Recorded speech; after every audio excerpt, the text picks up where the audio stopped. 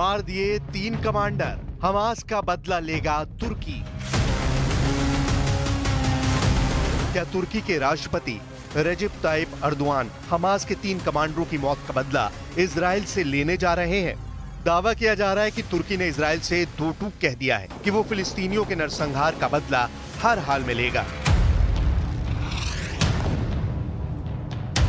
जरा गाजा पट्टी का ये वीडियो देखिए। फिलिस्तीनियों के एक शिविर पर जबरदस्त एयर स्ट्राइक इजरायली सेना ने की है।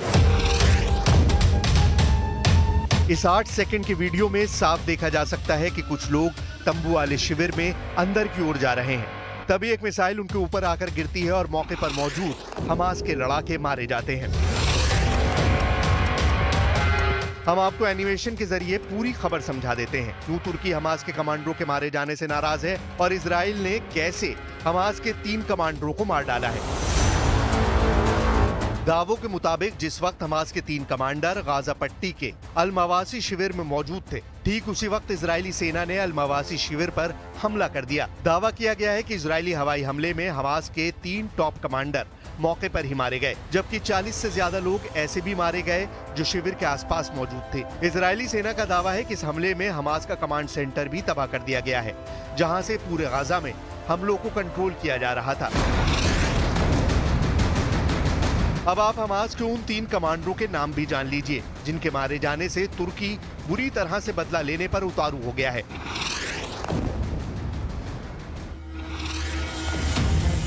इजरायली सेना के दावों के मुताबिक दक्षिणी गजा के रफा में हमास के तेल अल सुल्तान बटालियन के कमांडर महमूद हमदान और उनके साथी मारे गए हैं। पिछले 48 घंटे में इजरायली सेना के हमले में गजा पट्टी में 67 से ज्यादा लोग मारे गए हैं, जिनमें लगभग 1 दर्जन के करीब हमास लड़ाके और उनके कमांडर मारे गए हैं। सबसे ताजा हमले में इजराइल ने 27 फिलिस्तीनियों को मार डाला है। खान यूनुस की एक इमारत में 13 लोग मारे गए हैं। इजरायली हमलों से सुरक्षित माने जाने वाले अल मवासी कैंप में इजराइल सेना ने सबसे भीषण हमले किए हैं। दावा किया गया है कि इजरायली सेना के इस हमले में हमास की हवाई इकाई के प्रमुख समर इस्माइल कादर अबू द्वक्का, हमास के सैन्य खुफिया मुख्यालय के प्रमुख ओसामा ताबिश और हमास के एक टॉप कमांडर ऐमान मबो को मार दिया गया है।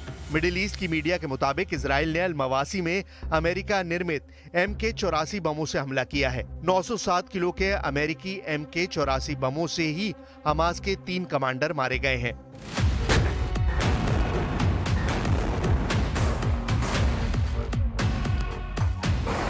इजराइल गजा की तरह ही अपने लड़ाकू विमान, मिसाइल, टैंक और बख्तरबंद वाहनों से पूरे वेस्ट बैंक में जबरदस्त हमले कर रहा है। इधर तुर्की शुरू से ही इजराइल को चेतावनी दे रहा है कि वेस्ट बैंक को गजा बनाने की जरा भी भूल मत करना, वरना तुर्की चुप नहीं बैठेगा। कुछ रिपोर्ट्स में दावा किया गया है कि तुर्की के हजारों सैनिक, टैंक, तोप और लड़ाकू विमान जंगी तैयारी करने लगे हैं। अब ऐसे में सवाल उठता है कि क्या तुर्की सैन्य तौर पर इतना ताकतवर है कि तुर्की के इस्तांबुल से इजराइल की राजधानी तेल अवीव पर हमला किया जा सके? तुर्की के राष्ट्रपति ने मिस्र के साथ मिलकर एक ऐसा बयान दिया है जिसने इजराइल और अमेरिका के होश उड़ा दिए हैं। veya ilaç bulamadığı için ölen her masumun sorumlusu İsrail ve destekçileridir ve yakın dostluk bağlarına sahibiz. Birçok meselede benzer tutum ve hedeflere sahip olduğumuz Mısır'la istişarelerimizi güçlendirme noktasında kararlıyız. והעקרונות הללו, אני חוזר ואומר, תואמים את מתווה ה-27 במאי שזכה לתמיכה אמריקנית. אני מבקש שוב להדגיש, החמאס עד לרגע זה דבק בסרבנותו, או אפילו לא שלח נציג לשיחות בדוחה. ולכן את הלחץ צריך להפנות לחמאס ולסינואר ולא לממשלת ישראל. तुर्की के राष्ट्रपति रेजिप type Erdogan का ये बयान कई मायनों में हैरान करने वाला है। अभी तक नेटो देश तुर्की को लगता था कि अमेरिका इजरायली हमलों को रोकने के लिए कुछ न कुछ जरूर करेगा, लेकिन अमेरिका ने उस वक्त अपना असली चेहरा तुर्की को दिखा दिया जब अमेरिकी राष्ट्रपति जो बाइडेन ने दो टूक कह दिया। वेस्ट बैंक पे इजरायली हमले में मारी गई तुर्की अमेरिकी महिला आयसेनूर अगजी ईगी की मौत महज एक इत्तेफाक है। वो गलती से हमले की जद में आ गई। यानी अमेरिका और तुर्की की दोहरी नागरिकता रखने वाली महिला अगजी ईगी की मौत पर राष्ट्रपति बाइडेन ने इजराइल को ही क्लीन चिट दे दी। What's your reaction, sir, to the killing of the Israeli admission that they probably killed the Turkish activist in the West Bank? Finding more detail, apparently it was an accident, ricocheted off the ground. and we got hit by accident, but I'm working that out now. 6 सितंबर को मारी गई अमेरिकी तुर्की महिला आयसिनूर exe ईगी को 6 सितंबर को उस वक्त Israeli सेना ने सिर में गोली मार दी थी जिस वक्त वो फिलिस्तीनियों के पक्ष में प्रदर्शन कर रही थी। रसासा في الراس طبعا تم اجراء اللازم من حيث اللي هي الاجراءات الاوليه معها اعطائها المدعمات الضغط وانه تاكدنا انه التنفس عندها تمام وتم نقلها بنجاح لمستشفى رفيديا ولكن للاسف يعني كان عندها نزيف شديد في الدماغ واشتغلوا معها standing up for people, standing up for المستشفى والله. They killed her, they shot her in the head. Israel के खूंखार हमलों पर अमेरिका के दोहरे मापदंड को देखकर ही तुर्की अब इजराइल के खिलाफ खुलकर जंग के मैदान में कूद पड़ा है। कुछ रिपोर्ट्स में दावा किया गया है कि तुर्की के हजारों सैनिक, टैंक, तोप और लड़ाकू विमान जंगी तैयारी करने लगे हैं। अब ऐसे में सवाल उठता है कि क्या तुर्की सैन्य तौर पर इतना ताकतवर है कि तुर्की के इस्तांबुल से इजराइल की राजधानी तेल अवीव पर हमला कर सकता है। जानकारों के मुताबिक इजराइल के तेल अवीव से तुर्की के इस्तांबुल की दूरी लगभग 1200 किलोमीटर है। इतनी दूरी तक तुर्की आसमान से इजराइल पर अपने घातक TB2 ड्रोन, फाइटर जेट और मिसाइलों से हमले कर सकता है। पहले आप ये जान लीजिए कि तुर्की और इजराइल की सैन्य ताकत में कौन बाजी मार रहा है। ग्लोबल फायर पावर 2023 की रिपोर्ट के मुताबिक 145 देशों की सैन्य रैंकिंग की सूची में तुर्की 11वें स्थान पर है। वहीं इजराइल इस सूची में 18वें नंबर पर है, यानी तुर्की यहां इजराइल पर भारी साबित हो रहा है। तुर्की के कुल सैनिकों की संख्या 7,75,000 है। इसमें 2 लाख रिजर्व सैनिक भी शामिल हैं। वहीं इजराइल के कुल सैनिकों की संख्या 6,46,000 है। इसमें रिजर्व सैनिकों की संख्या 4,65,000 है। तुर्की की सेना में कुल टैंकों की संख्या 2,229 है। वहीं इजरायली सेना में टैंकों की संख्या 2,200 है। तुर्की की सेना में कुल आर्मर्ड व्हीकल की संख्या 1,12,476 है। वहीं इजरायली सेना में आर्मर्ड व्हीकल की संख्या 56,290 है।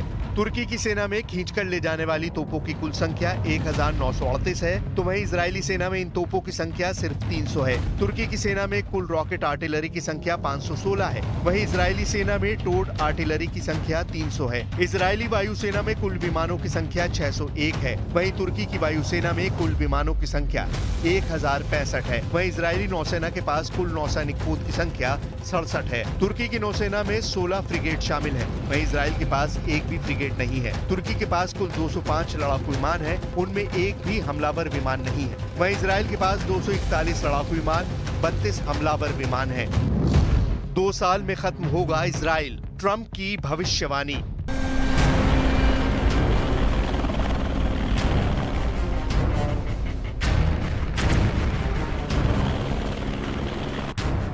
आंकड़ों को देखकर साफ कहा जा सकता है कि इजराइल की तुलना में तुर्की सैन्य लिहाज से जरा भी कमजोर नहीं है। इस वक्त तुर्की मिस्र, ईरान, लेबनान और सीरिया जैसे देशों को एकजुट करने में लगा है। उधर रूस के राष्ट्रपति पुतिन और तुर्की के राष्ट्रपति अर्दोआन गाजा, लेबनान और सीरिया पर हो रहे इजरायली हमलों को लेकर कई गुप्त प्लान बना चुके हैं। दावा तो यहाँ तक किया गया है कि नेटो के कई देशों को पुतिन ने अपनी तरफ मिला लिया है। पुतिन के इस मिशन को पूरा करने में तुर्की का भी बड़ा हाथ माना जा रहा है। नेटो देश होने के बावजूद तुर्की के संबंध रूस से जबरदस्त हैं। यही वजह है कि तुर्की रूस के इशारे पर इजराइल को गंभीर चेतावनी देने लगा है। 41,000 के करीब अब तक फिलिस्तीनी मारे जा चुके हैं। आप इसी से अंदाजा लगा सकते हैं कि इस वक्त अमेरिका में राष्ट्रपति चुनाव में गजा युद्ध और पूरे मिडिल ईस्ट को लेकर पूर्व राष्ट्रपति डोनाल्ड ट्रंप और वर्तमान में अमेरिका की उपराष्ट्रपति कमला हैरिस के बीच भयंकर जुबानी जंग चल रही है। ट्रंप ने तो 2 टूक कह दिया है। कमला हैरिस इजराइल से नफरत करती हैं और अगर कमला हैरिस राष्ट्रपति का चुनाव जीत गई तो 2 साल में इजराइल का वजूद खत्म हो जाएगा। पब्लिक डिबेट में ट्रंप का ये हैरान करने वाला बयान इजराइल के लिए गंभीर खतरे की घंटी है।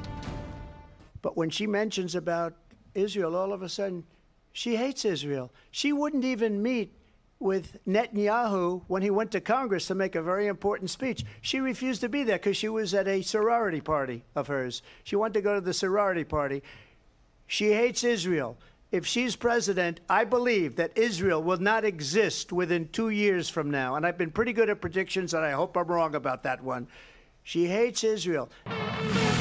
ट्रंप के बयान से आप अंदाजा लगा सकते हैं कि इजराइल गजा युद्ध में बुरी तरह से फंस गया है। अब तो नेटो देश तुर्की भी इजराइल से 2-2 हाथ करने को तैयार है। अब ऐसे हालात में भी इजरायली सेना गजा से लेकर वेस्ट बैंक तक ताबड़तोड़ हमले कर रही है। इधर खबरें ये भी आ रही हैं कि नेतन्याहू ने अपने टॉप कमांडरों को साफ समझा दिया है कि अगर हम सीज फायर करते हैं तो हमास को दोबारा जिंदा और अपने अपनी ताकत हासिल करने का मौका मिल जाएगा।